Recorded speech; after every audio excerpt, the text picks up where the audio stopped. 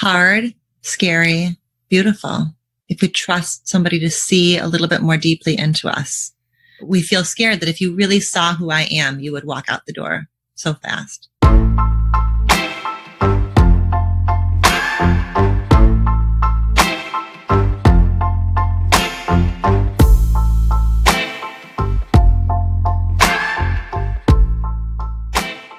Oh my God, I am so excited for today's episode. I'm also a little bit upset that it's only 47 minutes long when it should be so much longer.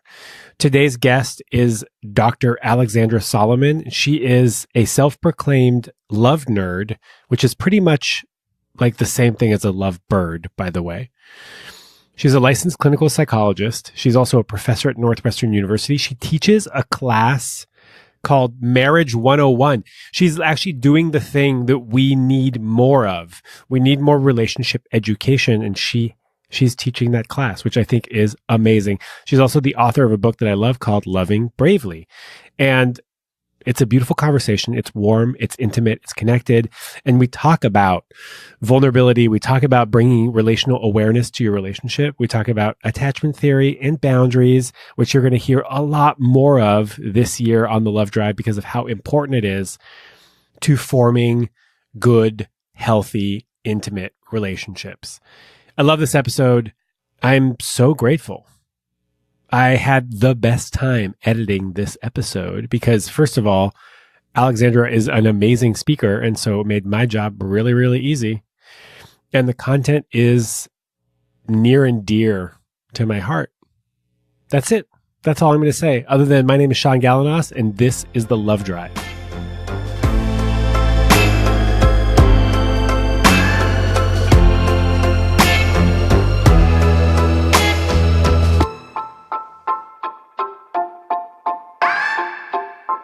Okay. Could you please introduce yourself? Sure. I'm Dr. Alexandra Solomon. And you're a therapist. You're an author of a book that I just read called Loving Bravely. You're also a professor at Northwestern.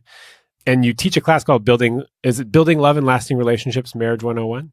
Yeah. So those are the points of the triangle of my career. I'm a practicing licensed clinical psychologist. I work with individuals and couples. That's one point. There's the teaching. Yeah, I train graduate students to do couples therapy, and I teach this undergraduate relationship education class at Northwestern University.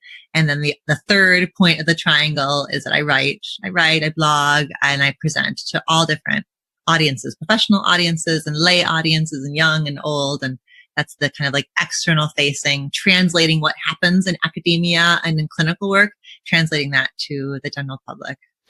I get the impression that you're like really into love. I call myself a love nerd. I'm unapologetically obsessed with romantic love, all kinds of love, but romantic love. I love nerding out on love, and I want everyone to be as into it as I am. I love the concept of a love nerd. I guess I would identify as a love nerd as well. Yeah. Certainly not an expert, certainly not a guru, but like a student of love. Student of love. I'm a student of love. I've been married to Todd Solomon for 20 plus years, and I am a student of his love and have been and continue to be. You said that love is a classroom. Mm-hmm. What do you mean by that? I think that our best and bravest approach to intimate partnership is to forever be students of our partners and students of that classroom for two that we build together. Because otherwise love is too frustrating, right? There's so much frustration and friction in love that unless we take a stance where those painful moments are breathed into and where at least a little part of ourself holds on to the idea that this moment can teach me something. How I'm reacting to my partner right now has something to teach me. Unless we step into that framework, it's just so painful. The opportunities for missing each other, for misunderstanding each other, those opportunities never go away. So we can either fight and act as if somehow we can make this thing perfect, which is what all of the fairy tales we ever grew up with show us, Or we can just lean into the fact that that imperfection is what makes it a classroom. Like it helps us grow and heal and work our old wounds out kind of again and again with somebody who's also in it with us, you know? I like to think that every relationship that I've ever had has happened for a reason and has taught me something. I don't believe in failed relationships. Yeah. I sometimes have clients or people that say, oh, what a waste of time. That relationship ending was a waste of time. And I just don't see it. I don't see it that way. Yeah. Yeah. That's the pain talking, that's the pain talking. And I think there's pain needs to be held and held in such a way that then at some point there's something else that enters the picture, enters the room, which is, oh, but I learned this thing. Like I learned this thing I wouldn't maybe have otherwise known about myself. And now I can take that and cultivate that and bring in something different to the next relationship. But when we don't do that, when we stay in that sort of skinny, narrow story, this was a waste of time, we really disempower ourselves, because then what we do is we try to find the next person who's not going to do to us what was done to us. That's really disempowering versus I've made these shifts and I know now how to be more effective. I know now a little bit more about where my boundaries are. I know now a little bit more about how to ask for what I need. So much more empowering. And I guess that's how you can learn about love a little bit over time. Yeah.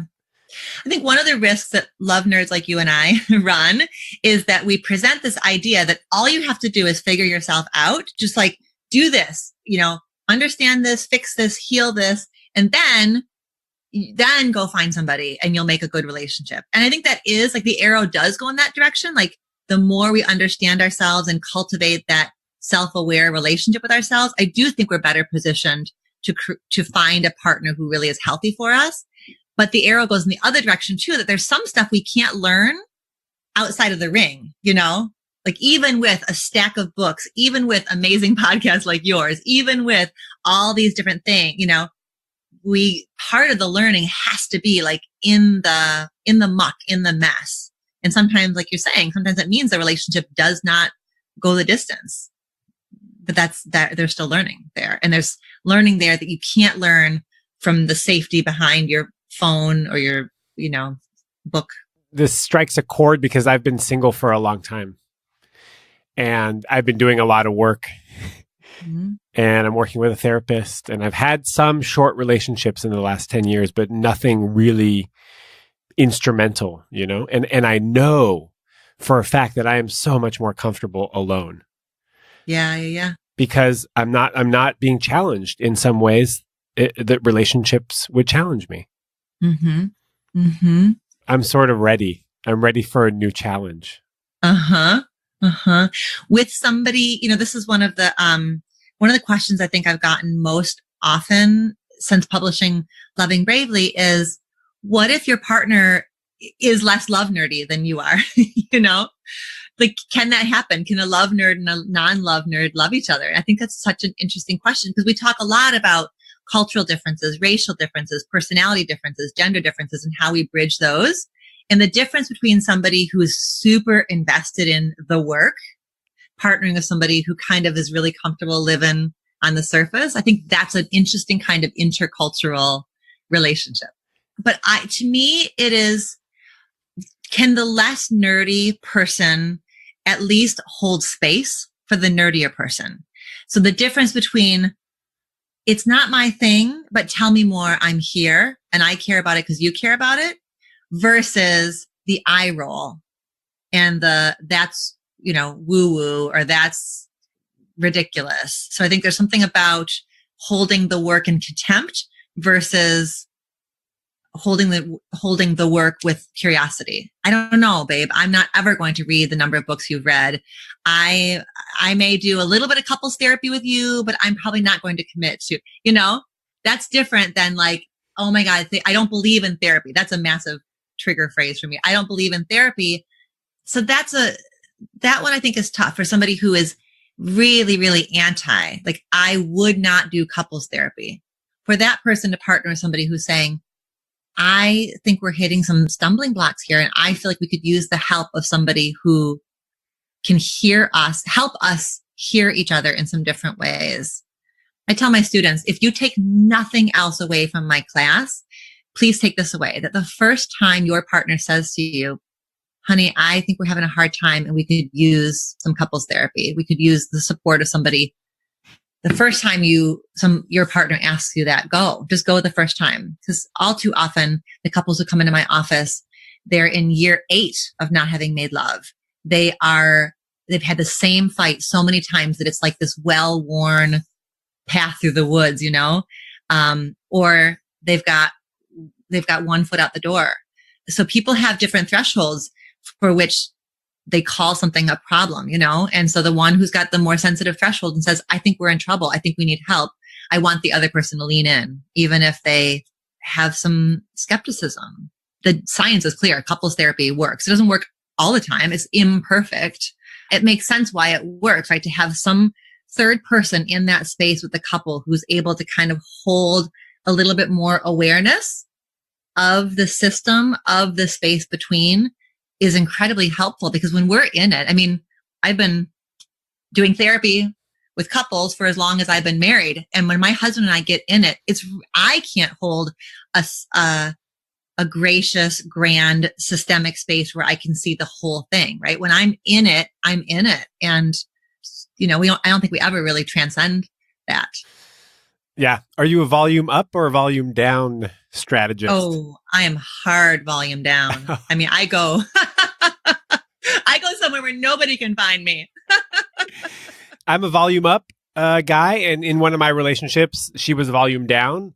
And classic, right? Push, pull.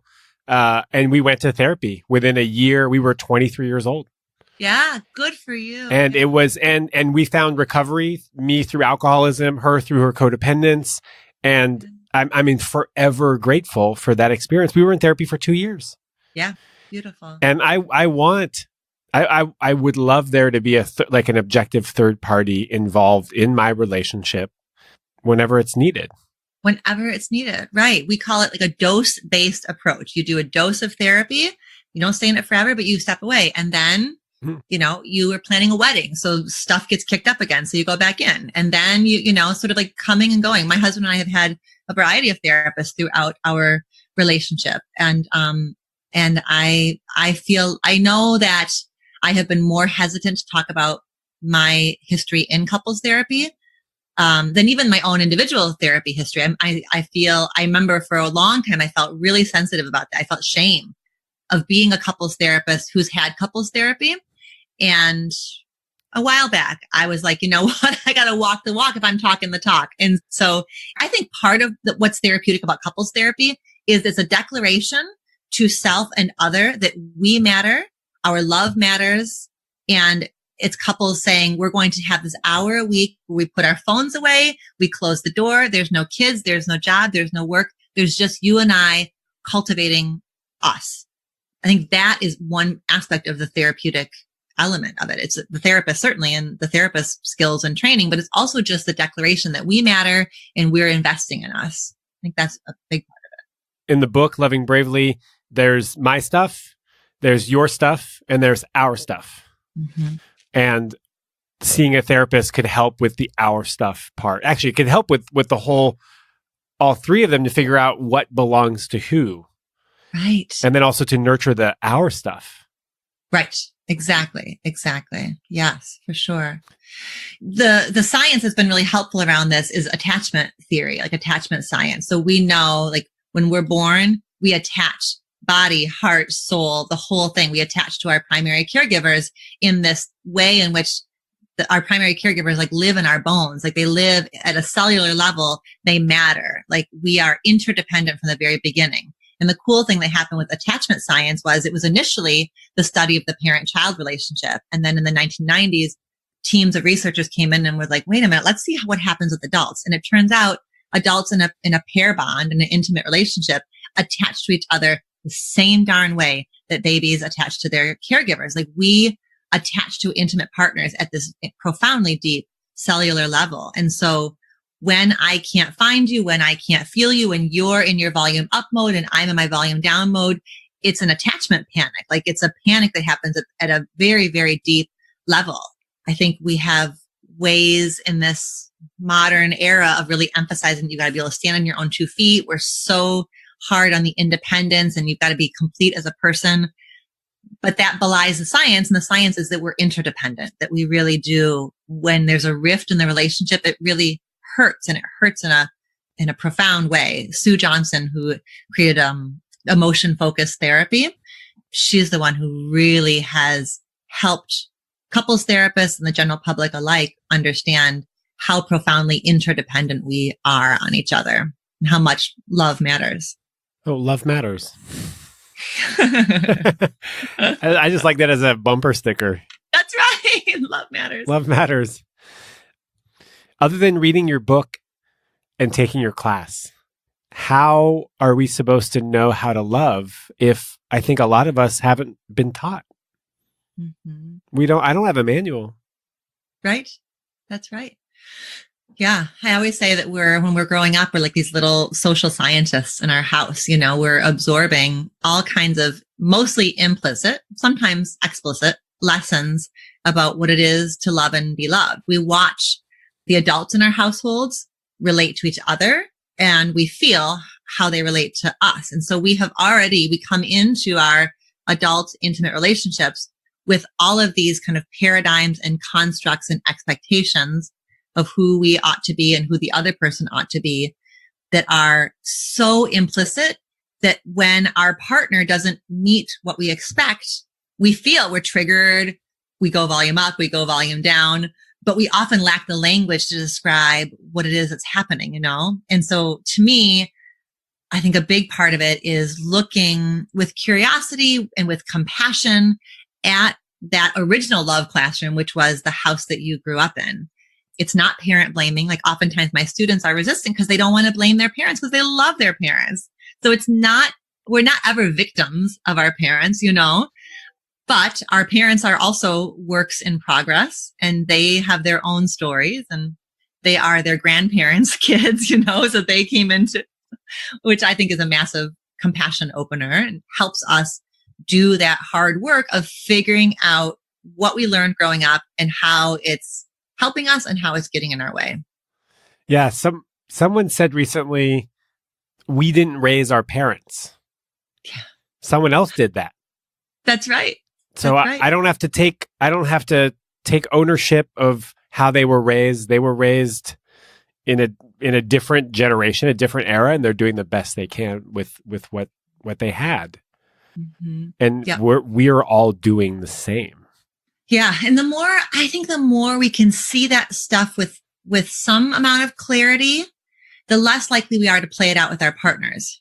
There's this whole approach to couples therapy called imago therapy, Harville Hendricks, Getting the Love You Want, that really is about how we partner with people who have the potential to kind of re-wound us in the ways our parents wounded us. If we had an unavailable parent, we may be drawn to an unavailable intimate partner because that desire to kind of fix it, you know, to get what we didn't get growing up. Oh, and keep working it. Yeah. Mm-hmm. And that doesn't mean we don't have to make our partner wrong just because they do hold that element of difficulty being available. It does mean that it's really helpful for my partner to understand, listen, part of what draws me to you is that sometimes it's hard to get your attention. And so, where does that come from? Like, where does your struggle to connect come from? And the more we can understand where our partner's tender spots come from, the more they can understand where our tender spots come from. Like, then that becomes the work. That's the my stuff plus your stuff equals our stuff. What you're talking about sort of reminds me a little bit of a segue into dialectics. Am I saying it right? Mm-hmm. Which is something that I learned about in your book and has sort of three main points, that everything is connected to everything else, which I can totally get behind. Change is constant and inevitable. I can totally get behind that. And that opposites can be integrated to form a closer approximation to the truth. And the way I understood that is when I had that therapist when I was growing up, he said that a sign of emotional maturity is being able to have multiple competing emotions at any one time. I love that. Yeah. And that could look like, hey, partner, you're really pissing me off right now. And I love you. Right. That's right. Yeah. Or, hey, family member, or, hey, coworker, I think you're so important to me, and this is driving me crazy. Mm-hmm. Yep. Yep. And the ability to sit in that paradox is so hard and it's essential. And I think what we want to do, we want to make love follow rules. Like we want to just make it orderly, like make a flow chart, make a graph, make an agreement, make a rule, set a parameter. And I always imagine love off to the side, like laughing their ass off. Like you think that love is going to cooperate with some flow chart that you design. So a big part of it is just like being able to more and more comfortably sit in that paradox. Esther Perel is one of my favorite thinkers and writers, and a dear friend of mine about love and sex and intimacy. And her whole first book, Mating in Captivity, is about the complete dialectic of we crave from the same person security and novelty. I want you to have my back and I want you to keep me on my toes. And that doesn't get resolved. We try to resolve it. And our work really is to sit comfortably in that. I think about when I travel for, to give a talk or go teach somewhere. Every time I do this, I check into a hotel room, and I'm a wife and I'm a mom of 2 teens, and I have a dog who's sitting right here wanting my attention while we talk. And so I'm in connection a lot, so I get to go to a hotel sometimes, and I open the door to the hotel room. And at the very same moment, I had this sense of like, I have nobody around me. I have this big old bed, a remote that is all my own. And simultaneously, I feel how lonely I am. And that is at the same moment. And so that my job then my work in that moment is to expand and breathe into that paradox rather than foreclosing on, oh my gosh, I love being in here. It must mean that I should divorce my husband and live as a single person. Or, oh my gosh, I hate being away from my family. It means I've done my whole job wrong and I shouldn't travel for work and blah, blah, blah, blah. Like the urge to foreclose on one or the other is less interesting. And as your therapist would say, less mature than just breathing into like, oh, look at that paradox. I have total freedom right now and I'm lonely as hell. Those both things are true. I'm delighted and I'm sad at the same time. What a rich experience. Mm-hmm. Mm-hmm. For a long time, I couldn't do that. If I was angry, I was angry, and I really had a hard time finding how I could even have loved you in the first place. Yes, that's right. So hard. Mm-hmm. Yeah. One of my therapy mentors describes early in her marriage, getting in a fight with her husband. I may have even put this in the book. I don't remember if it's in the book or not, but she would describe getting in a fight with her husband. And the thought was, I hate him. And with the work, couples therapy, understand, it became, I hate this moment. I hate this moment. Yeah, it's in your book. Good. I'm so glad it's in there. Yeah, it's in there. Yeah. Because it's important. I hate this moment. Yeah. This moment is really challenging me. Mm-hmm. I sort of had to stop reading your book like 60 or 70% of the way in because there was so many things that I wanted to talk about. And there was just no way that we would be able to get to like a fraction of it, which is a ringing endorsement for the book. I can't wait to sit down and read it again and really take my time because there was, I connected with so many different parts of it. Thank you.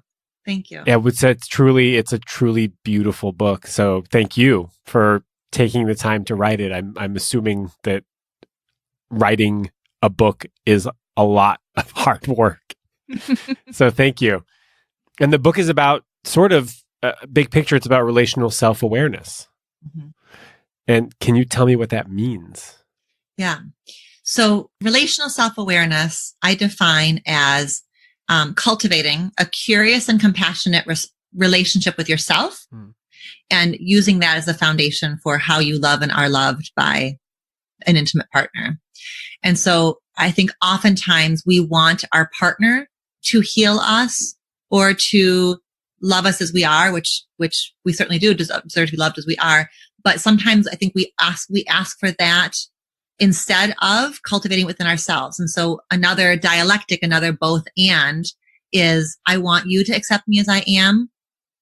And I need to accept myself as well. So self-compassion is essential. I think sometimes we try to have a partner just love us without condition when we struggle to do that with ourselves. And the consequences are massive. I know in my own relationship, I am far more likely to be critical and nitpicky at Todd when I'm struggling to just be really loving and gentle with myself.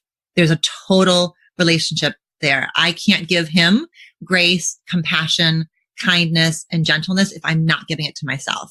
And so how we are cultivating our own relationship with self is really essential. And I think it's easy to miss. And so relational self-awareness is about looking at the patterns and the paradigms and the wounds that we bring into love. And it's about practicing moment by moment. How am I relating to myself right now? Am I relating to myself with compassion, or am I being really self-critical? You're too this, you're too that, you're so this, you're so that, you're broken, you're worthless, all these sort of shame-loaded things that we're all at risk. This is Brene Brown's work has been so important to so many of us around understanding the power of shame and the healing qualities of vulnerability, and that all has to do with how I relate to me. And how I relate to me is going to shape 100 times out of 100 how I show up in the space with you.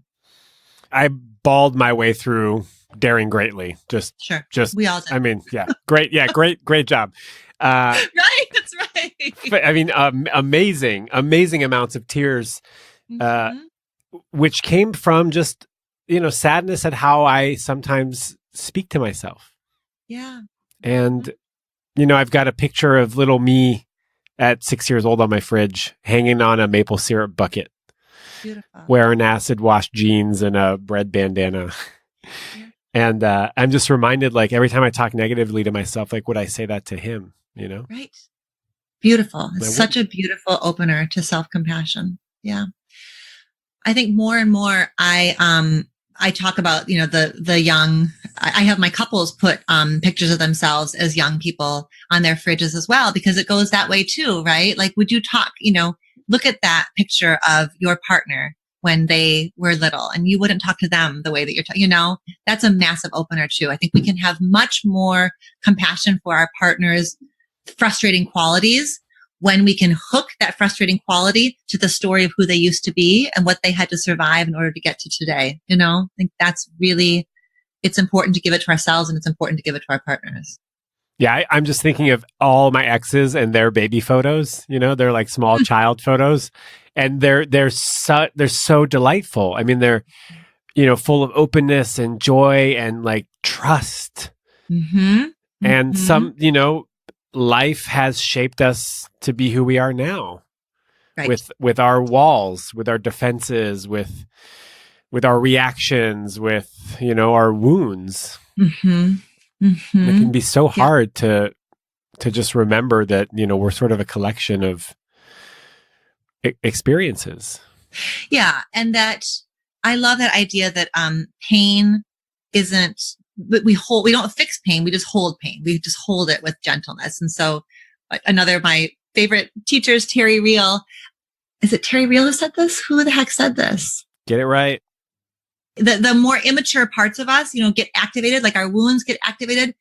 And the goal is to just not have them like take over and drive the bus, So I don't know that we ever get to the point where we're not activated and stirred because we have wounds, because we've developed walls, because we've had to adapt to really difficult situations. That doesn't go away. But I think that to me, we were talking a little bit ago about the volume down, how I go volume down. To me, I'll probably be an 85-year-old woman going volume down. But my work is to go less deeply into that hole and to find the door or the ladder to come back out of it sooner, to not go so deep and to come out sooner, to shrink the amount of time that I'm there. I don't think I'll ever be in control of when I get triggered, when I get stirred, when old wounds get activated in me. But I sure as heck can develop different ways of relating to that wounded, activated feeling. And our knee jerk so often is to blame our other person our partner for making us feel this way. You made me feel that way. No, no. What happened in the space between us activated this old wound of mine. And now I'm getting lost in that old wound. And I need to work on that myself. And I need to invite you in as an ally and a partner to me in that wounded space. So different. That's so different. Yeah, you're bringing up something that I learned yesterday was sort of that we're not responsible for our triggers, but we're absolutely responsible for our reaction. Yep. And it's the time in between the trigger and the reaction that's really important. Like, can I pause here? Mm-hmm. And can we change the narrative a little bit? Yep. Yep. Because I'm telling myself a story. Right. The trigger brings up a story, and it's not necessary. Actually, for the most part, it's probably not true. Yeah. Uh-huh. Yep. I have couples when they get into that language. So there's a trigger. There's the story that attaches itself to the trigger. And so a client will start to tell a story. And I know when you said that thing, you were disrespecting me and you don't care about me. And in that moment, it's like I don't even exist to you.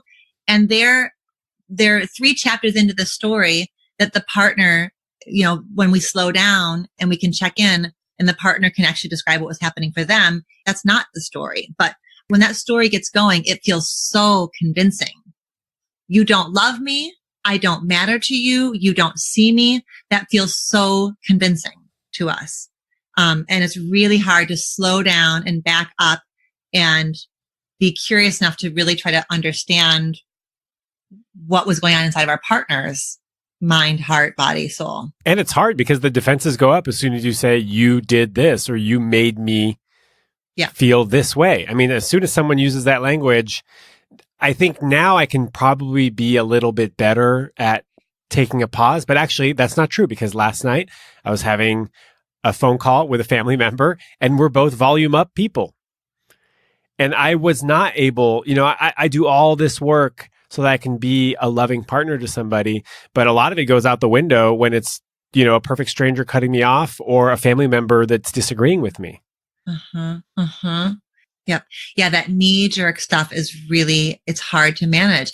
I think it's why, you can't go anywhere to any mental health conference without having something about mindfulness there, right? Mindfulness has really taken over the field of mental health, which is always such a laugh because, the Buddhists in Nepal and all over the non-Western world have, of course, been practicing mindfulness for thousands and thousands of years. And us Western mental health professionals are now like, we have this great thing. It's called mindfulness. And so to us, it's quite new. Yeah. Go ahead, you guys. Okay. We've been doing this for thousands of years, but welcome. And I think it's another kind of self-care practice, right? When we work on our own mindfulness practices, we do widen out our zone of tolerance for frustration. We increase the chances that we'll be able to catch the trigger and sit in a pause and regulate ourselves before we respond.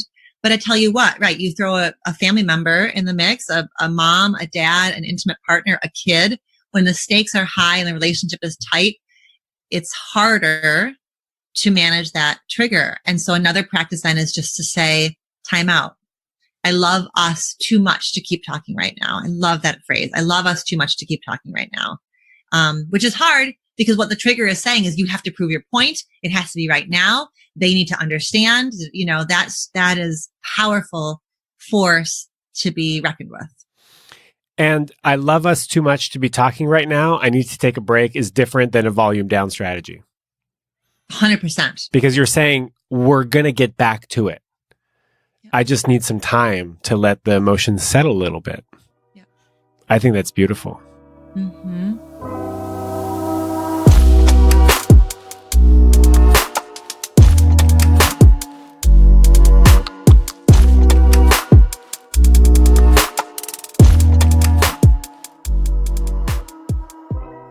I love us too much to keep talking right now. Holy shit. I've never said that in a relationship. I can't wait to have the forethought and the patience and the pause required to say that. I guess what I'd like to say today to you is that if you're struggling and you need some support with your love life, with your dating life, with your relationship, if there's anything that I can do to help, I would like to help. I am here to support you. So I offer coaching as a way to help you get from where you are to where you would like to be. So if this is applicable to you, then I invite you to contact me. Either send me an email at sean@thelovedrive.com. That's SHAUN.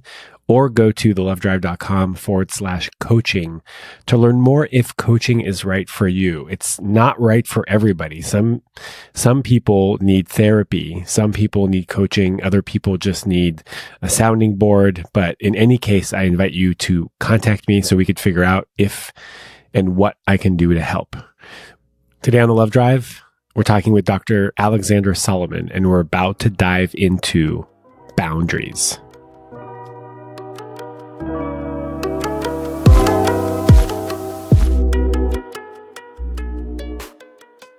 And I heard maybe in your book that boundaries are the space between you and not you. Mm-hmm. What do you mean by that? A boundary is a space where you and I meet. It's the end of me and the beginning of you. And we get lots of lessons early in our life about the kind of boundaries that we are entitled to or allowed to have. The essence of any kind of trauma, sexual, physical, verbal, trauma and abuse is that it's a boundary violation, right? It's somebody imposing their will upon us at a time and a stage and a place where we aren't able to say, stop, no, back up. So for those of us who've had early boundary violations in the form of trauma or abuse, it can feel really hard to know when to say when and how to say when and even where our boundaries are. I remember reading an article by Janine Roth, who's done a lot of work around women and food. She's a great book called Women, Food, and God. It's a really beautiful book. And she talks about giving girls and women a 6 foot, and this would be applicable to boys and men as well, 6 feet of red yarn and having them make a circle around themselves and being like, this is your physical space. You know, you are entitled to this much space around you. And you're entitled of who gets to come in and when they come in and how they come in. And just that some of our healing work is around knowing when there's a boundary violation and what that feels like. I describe in the book, for me, I know that I'm allowing a boundary to be violated. I'm colluding with the boundary being violated. I feel this like twist in my gut, you know, and I feel like I am staying in a space where my gut's twisting. Like I'm getting data that this isn't healthy. I'm not well in this space. But learning how our bodies cue us to, you're too close, you've come too far, I don't feel okay about this. We have to learn how that feels. And that's step one. And then step two is how to articulate that. So those are like the intrusive boundary violations. And then there's the ones where we're violating somebody else's boundaries, you know, exiting our own business to muck around in somebody else's business. And so sometimes our boundary work is like learning how to like rein it in. Tell me what you want from me. Do you want my advice? Do you want my opinion? Are you open to feedback? Versus just telling people what to do and how they should be doing it and how they should be living. So those boundary violations are, you know, about what comes in and what goes out. And the other piece that's super important about boundaries is that they're really culturally defined and determined. Right. Even just like there's interesting science about if you look at how close we stand to each other when we're talking, different parts of the world have different definitions of how close two people should stand, when touch is appropriate, when touch isn't appropriate. So boundaries are super duper duper contextualized. So what I may consider a boundary violation might be very different than what somebody else would consider a boundary violation based on just our cultural location, even the part of the place on this globe that we grew up. I get the impression that the best way to deal with boundaries is to talk about them. Mm-hmm. Especially when it comes to your partner, your family, people that are close to you. Yeah. Because we can't assume. And to resist the urge to say something like, it's obvious, anybody knows that's inappropriate. Right. Anybody should know that. Because they're personal. They're personal, right? So like thinking about, you know, when a couple is kind of settling into like early in their relationship and she sees that her partner is commenting on ex's photos on Facebook, she has to resist the urge to say, it's obvious to anybody that that's a betrayal, because maybe for her partner, she has a different sense of what betrayal means and what a boundary violation means. So they're co-constructed, they're co-created in the space between two people. And I think it's hard when there is something that feels like a boundary violation. It may feel like absolute crystal clear truth to me that if you're saying you're my girlfriend, you no longer comment on your ex-girlfriend's photos. That may feel like capital T truth to me. But can I be curious enough to say, like, can we figure this out together and figure out what's going to work for each of us? Yeah, that's not a capital T truth for me. Mm-hmm. Mm-hmm. And it might be for somebody else. Yeah. So let's come together and figure this out together. Mm-hmm. Mm-hmm. My favorite question is how can I help? Instead of just helping. I love that. Yeah. Yeah. Yep. And the answer can be, oh, just you being there, just asking that is enough. Yeah. Thank you. Mm-hmm. Or here, do this. Do these things. Support me in this way, but not in a way that I'm sometimes compelled to help somebody. Right. Because I'm not minding my own business. No, we're in fact killing them with kindness. I'm just trying to help. Don't you understand how much I love you? I'm doing this for you.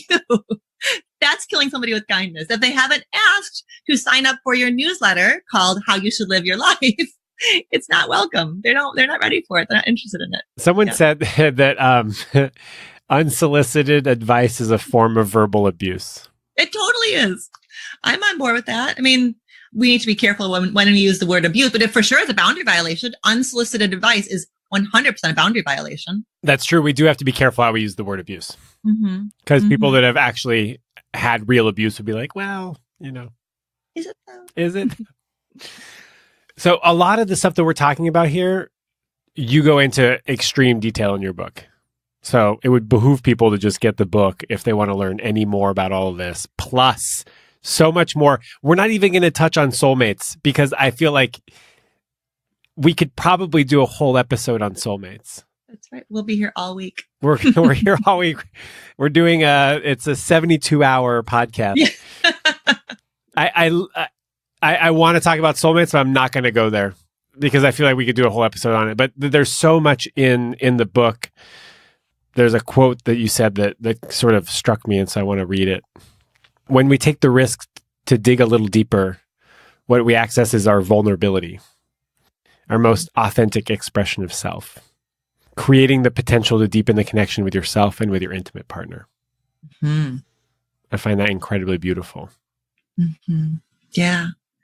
Hard, scary, beautiful. If we trust somebody to see a little bit more deeply into us, that's how trust forms. We feel scared that if you really saw who I am, you would walk out the door so fast. And in fact, those tender stories of who we had to be at another time in our lives or what we had to endure or what we came through actually makes us incredibly lovable and draws people to us. Yeah. I mean, I am both an intimacy junkie and terrified of really being vulnerable. Yeah. That's what it is to be human. That is what it is to be. Yeah. We're as drawn to it as we are scared of it. Mm-hmm. Dialectics. Yes. Would you be willing to tell me the story of the marital toothbrush? Yes. That's a story of dialectic, isn't it? So we were, I was pissed at Todd and I was, and I was in a triggered place where I was sure I was going to just lay it all out for him and explain to him how he was failing me as a partner.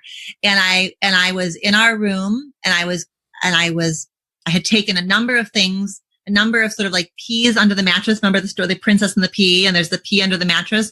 I had been ignoring a number of peas and they were all built up now. And he walked into the bedroom door and I was just like, I'm so upset. And I was not yelling. It wasn't yelling, but I was flooded about, and a core challenge in our marriage is we've got 2 big careers. We've got 2 kids we adore, and we're constantly navigating who does what, when, how, for whom. And I was feeling unseen, devalued, unappreciated, and like I was carrying more of the load than I could handle. So I lay into him, and it's a very much a you thing. You aren't, and you don't, and you're so. And he's trying mightily to offer empathy, and, and we're getting kind of caught in our dance. And our son comes in the room. He was a few years ago, he'd had a bad dream. And I always feel defensive about this part. It wasn't that he came in the room because we were yelling so loud that we woke him up. It really wasn't. He came in our room, and we had sort of like made a little nest for him on the floor, and then needed to kind of continue this fight. So we went into the bathroom, went into our bathroom and closed the door to continue our fight in the bathroom. And in that kind of break in the action, I remembered a thing or two about the work that I do. And I was realizing this is not helpful. He's on my team. That was the thing I was trying to remember. He's on my team. I hate this moment, but he's on my team. And how can I enlist his support? And I knew that I needed to make an apology or repair around how hot I had come in, right? How amplified I'd been.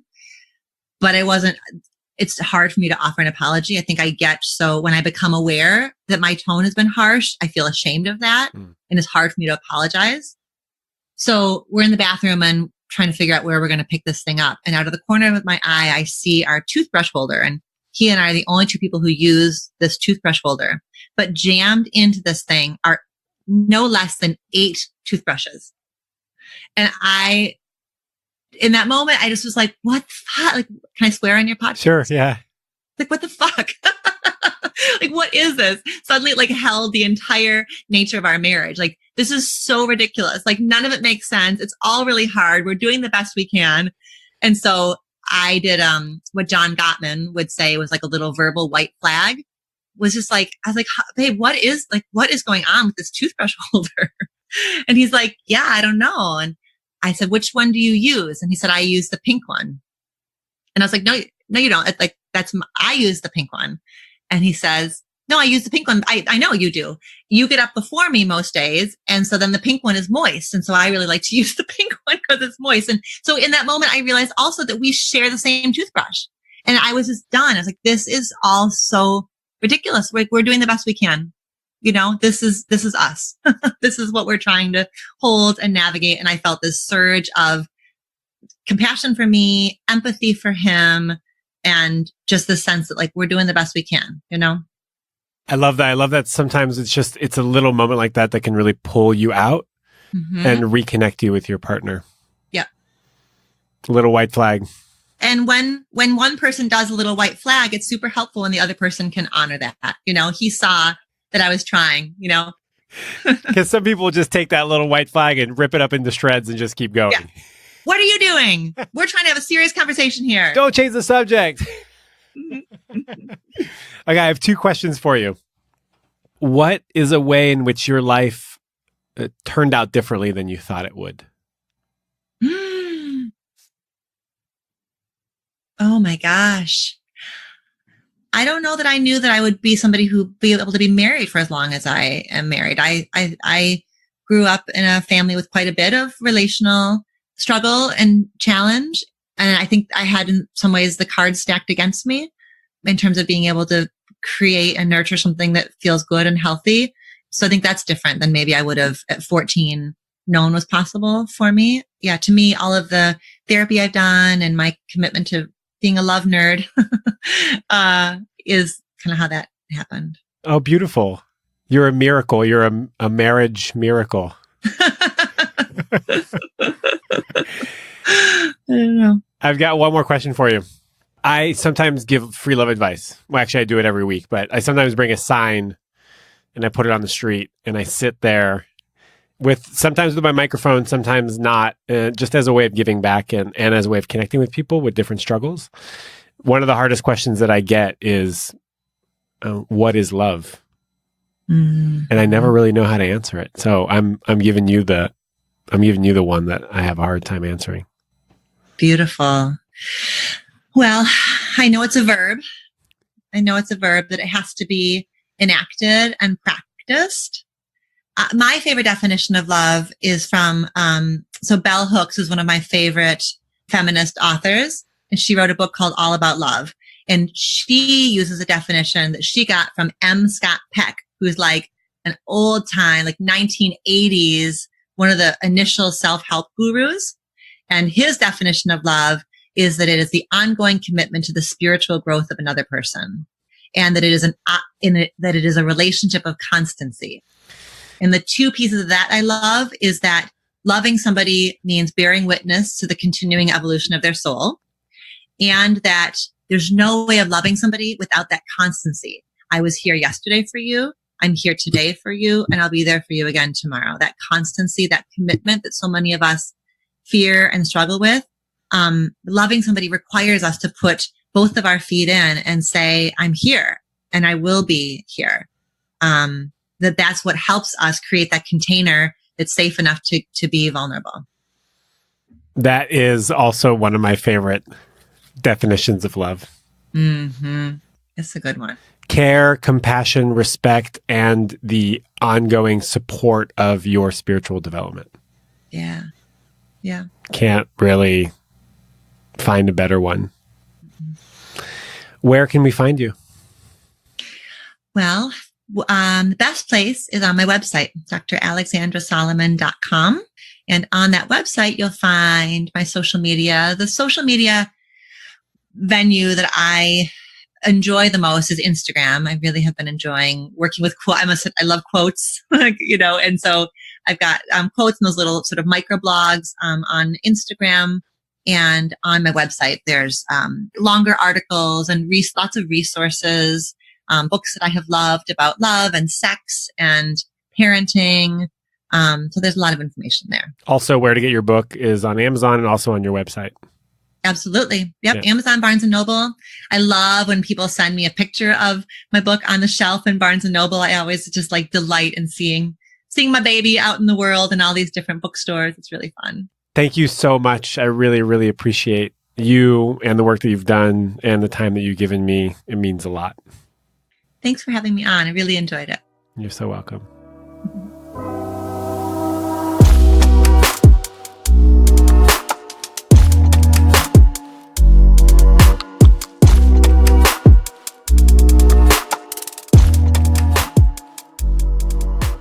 How delightful was that episode? You can find Dr. Alexandra Solomon on Instagram at dr.alexandra.solomon. Follow her. And follow me. I'm at The Love Drive. And if you want to reach out to me, that is a great way to say hello. Also, thank you so much for listening. Really, it means the world to me. I say that, right? Like every week I say it means the world to me, and every week it's true. I have a document that I update, and whenever I get a nice message from someone that says that this is helping them in some way, I put that in the document so that when I am having bouts of low self-esteem or I am wondering what the heck I am doing, I look at that document and I remember that this is what I want to be doing. Because as someone who works from home alone, this can be really hard sometimes and it can feel isolating. But your messages and your connections, they do mean the world. So thank you. If you want to find out more about me or about The Love Drive, go to thelovedrive.com. Thanks again and have a beautiful week.